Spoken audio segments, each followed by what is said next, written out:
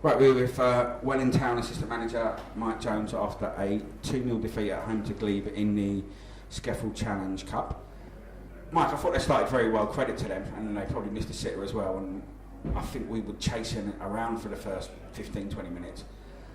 But then I thought we got in the game, caused them problems, and I think we earned a bit of respect from them, but then we go and concede that goal just before half-time. How did you see the first half of the game? Yeah, exactly what you just said. I think first 20 minutes, I think very, very good from them. They moved the ball very well. I think they had a game plan. They were picking spaces very well, stretching us, maybe exploiting bits where we wouldn't necessarily get exploited on normal games.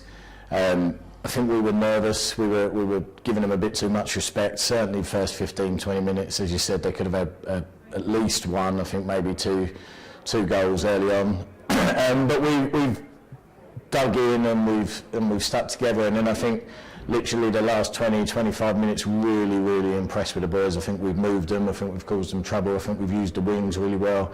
I think the boys in the middle. I think the fullbacks stepped up into it a bit more and contributed to the attacks. And I think we just grew in a bit of confidence. I think we had a couple of moments where a couple of the bigger players just took control and just showed a bit of composure and stepped in. And Lambs and Daryl had a couple of times of bringing the ball out, and Ricky started putting his foot on it. And just think we grew from that, and I'm really impressed with the last 20-25 minutes. And then just sucker punch with the goal. I think I don't want to talk about the officials, but there's two clear fouls in that move. But again, we've from a management point of view, we've not responded to it properly. We've not dealt with it enough, and they've got to go right before half time, probably during our best spell in the whole game, which is a bit of a sucker punch. But in terms of how we could compete, that 20-25 minute spell in that first half just shows us as a management team what we knew we had and what we're capable of, and I think gives a little bit of belief to the players as well. I think it's fair to say, Mike, that especially in the final third, they moved the ball quickly, and they also had good movement, where the ball was falling to them sometimes a bit kindly, but then you make your own luck, and with the way you move and that, is that something that we can aim to sort of try and emulate? Yeah, I think it's something that we do on a match day in the league. I think last Saturday against Holmesdale, you would have seen that. We moved the ball quickly. We're very dangerous with players like Sam, with Eggy, with Daryl, with Golding, with Ali. The pace that we'll go forward, and then I think today was just another notch up. Like you said, I thought their little winger, both their wingers who played off their striker, I thought were phenomenal. They interchanged. I thought they were very, very bright, but not just on the ball. I think the lesson for anyone watching, I think their work rate off the ball defensively and off the ball moving forward, the selfless runs was phenomenal, and you'll probably catch that on the highlights. Almost a joy to watch if I'd have been watching another game, but it's just something for us to, as a team as a whole, just something for us to watch and to learn from, and to note what we did well, but also to note where we're getting exploited and what we can do better and what they've done well. So good game from mine and Dimo and Joel's point of view. Obviously disappointed with the result, but I think lots of positives to take from it. Lots of positives that we hoped we'd get from the game in terms of players and shape and some minutes and performance, I think, that we can take. Now, I know you wouldn't turn around and say that you were playing a weakened side today, but it's fair to say that you did rotate a few players, and both fullbacks, for example, and you made changes throughout the team. Not as many changes as you made against St Peter's. Was that a little bit of hindsight, looking back when you said in the interview that you may have changed one or two more, or was it like knowing you were playing Glebe, put out a stronger side as you could? No, a bit of hindsight. You don't want to be playing a strong side, and as much as it's the cup and the results are relevant in a way because we're focusing on the league. You don't want to get beat 4 or 5-0 and destroy a bit of confidence, but. As I think we said on Saturday, we've got faith in all of the boys that we would put in. It's not just a case of giving people minutes and stuff like that. It was good to see Chris Webber come back from an injury. Yeah, he had a really good game. I know he was disappointed with the first goal. He felt he got caught on the ball, but I think there's a foul before that. But he will get caught on the ball and he will make mistakes with some passes, but he'll also try and show that composure and try and play football. So, you know, it's something that we've said to the guys. I sort of stressed at half time. We're not going to moan if we try and play the right way, if we try and do what we've instructed, if we try and follow how we're setting out the game plan. You know, that's them. For if things aren't working, that's them down to us as a management team to change. But look, in terms of the boys that came in, I thought Leon really grew. I thought he was quite nervous in the first 10-15 minutes. I thought the last part of the first half and large parts of the second half, I thought he was excellent. And he'll only get better as he adjusts to the boys and the team. I thought Webber, it was really good to see back. I thought Liam came on and really shone. I thought he was excellent. Just his work rate and his tenacity, and he's more than capable of playing at this level, and he's unlucky not to have had more game time with us, to be honest. And the same with Tyrus. Good to see Tyrus coming back. He's been coming back from an injury. He's not been well lately. He's not had minutes. We never notice it with Tyrus. He's just got that sort of natural fitness and energy when he comes on, and it'll be nice for him just to get up to full fitness as well. So in terms of just seeing boys get minutes, it was useful from a management point of view. I know from the players' point of view, they're never happy to be sitting out or to be rotated or to be resting or to not have won, but you know, I think if you look at the bigger picture, there's more positives than negatives to take tonight. As regards to injuries, suspensions, players leaving, players going, any players leaving, any players coming in? Are you looking to bring some players in? Couple of changes here and there. I think the suspensions, we've gone from top of the fair play to bottom of the fair play. Partly our fault, partly not our fault. But I think a couple of players will be leaving, be moving on, but with our best wishes. And I think we're Can we say who yet in the mic or not at the moment? No, I won't say at the moment. I think it will become clear over the next few days, but they fully leave with our wishes. And I will say now, massive part of what we are and where we've come to, and will certainly be missed. You know, they take every part of the plaudits and the achievement of what we've done over the last couple of years and where we are this season. But I think replacing them as well, or have you got people in mind? I think we've got replacements within the squad. I think that's I think Ricky Hepburn has come in. I will give him a mention. Actually, he's come in. He's been superb over the last couple of games. I thought he was superb over pre-season.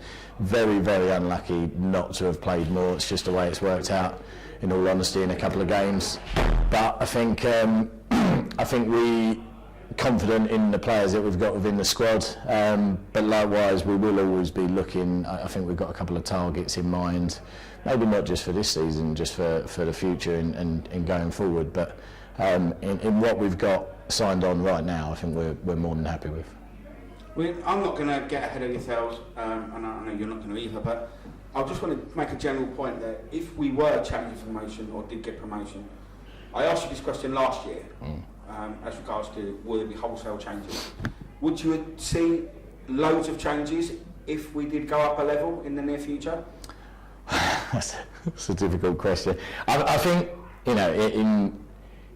in fairness to the boys that you've got there now, they're top of the league, they're unbeaten, there's been some phenomenal performances, a lot of them have played at that level. So I think if you're looking at whether some of the boys are capable of it, without doubt. I think without doubt capable. Would we look to make signings that could strengthen it? Always. I think even if we didn't go up, we'd look for that. But in terms of faith in the current squad, without doubt, I think they're more than capable of doing, if we got promoted, of doing what our targets would be for next season. But yeah, as we just said about replacing the boys that are leaving, I think we're always looking for. It's not just a case of signing new players or better players, if you like. It's a case of signing people that we think can enhance what we've got and will buy into the project and buy into the team. We don't just want people just to get promoted or just because they're top goal scorer somewhere else or just because they played well against us. We want people that will fit into our long-term plan, which is what we've been doing for the last couple of years. We always sort of looking a couple of years ahead, not jumping ahead, but certainly looking at I know it's a bit of a cliche, but like a 5-year plan, and I think that's what we're looking to build to. So in terms of people not worrying about losing their place, they needn't worry if we get promoted. And it was a general thing, have we learnt a little bit by playing a competitive game against a side at a higher level that, where we know a ballpark figure of where we want to be, where we want to get to, playing standard and that kind of thing? If we picked up a few little like gems that we can move forward with from that? Yeah, without doubt. Like, I've, as I said, the players have been at that level. I've also been at that level, coaching wise, and there's a. I think when you get to this level and you move up leagues, there is a gulf between maybe not the bottom sides and the top sides of this league, but I think when you get into the mid-table and the teams that are challenging to get promoted, there's a difference in pace and in fitness, and maybe in certain bits of mentality. You know, what they do outside of training, what they do outside of the football club. So I think that's where we'd be looking to add maybe a little bit of experience, a little bit, anywhere where we feel needs to be strengthened. But we said it when we played the sides in pre-season as well. There's always something to be taken from those games. Always difficult in pre-season, but you can just see little differences in what you'd like, and maybe sometimes you get more out of a defeat like tonight. You can see where you're being exploited and what's not working as well. And as a coach, there's always stuff that the boys think I'm ridiculously busy, and I am. But there's always stuff. I'll go over your highlights and the full game non-stop, and there's always stuff that I'm looking on and working on and looking to improve, to be honest. So what's next then for the Boots over the next couple of weeks then? A couple of real big games. I think we've said it hundreds of times. It's a real big couple of months. Got a tough test Saturday away at Stansfield, and then Brighton the week after. I think we're just sort of focusing on those two games. But I think in looking at sort of short-term targets, I think if we can get to the Christmas, I was going to say the Christmas break, but not really. But if we can get through the Christmas period, maybe unbeaten, or certainly in and around our points target, then I think we'll feel confident for the second half of the year, especially with still got Brownie to come back. We're hoping Chris Ware, club skipper, will be back maybe at some point next season or next year for the end of the season. There'll just be timely boosts, I think, in terms of morale and just the promotion push. So if we can be up and around there still and still in good form at Christmas time, I think that's when we can start really kicking on. Stansfield, they've got Luke Rooney amongst their ranks, and a lot of people think, what's Luke Rooney playing at this level? But so it just shows you the quality of player that sides in this league can play for. Yeah, it's a good standard. I think I've been in and around it now for a good few years, and I think the standard now is as good as it's ever been. But the same with us. I think not in an arrogant way, but I just think we've come in and surprised a few people who come from Kent County.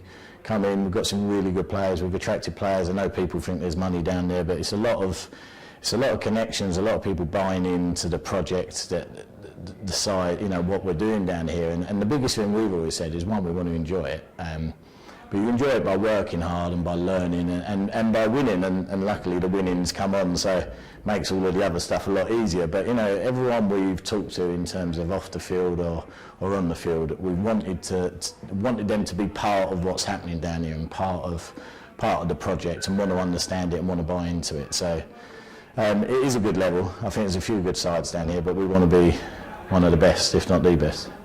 Well, thanks for that, Mike. But we are going to talk about one little thing about last week where you completely screwed up your moment in the sun, and you're already looking very panicky here, Mike. So I'm going to give you about 3 or 4 seconds to try and pull this bloke's company out of your brain. And so the company that we've got all of these gilets from, and my baseball cap that I've got on, and I've got my gilet in the bag, and you've got your gilet, and you didn't have his name last time, Mike.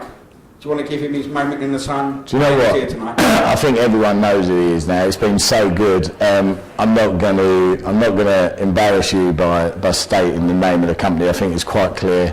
It's on the website, probably on the other highlights as I've said it again. But yeah, fair play. What an excellent company. Really, really good. He was here tonight as well, watching the game. So it's good to have one of the people that do the stuff and the sponsor and stuff like that here. All jokes aside, I was going to say the equipment, the merchandise is brilliant, and what he's done for us and the speed he's turned it around in. I don't think I've ever looked so good, as I'm sure you'll testify.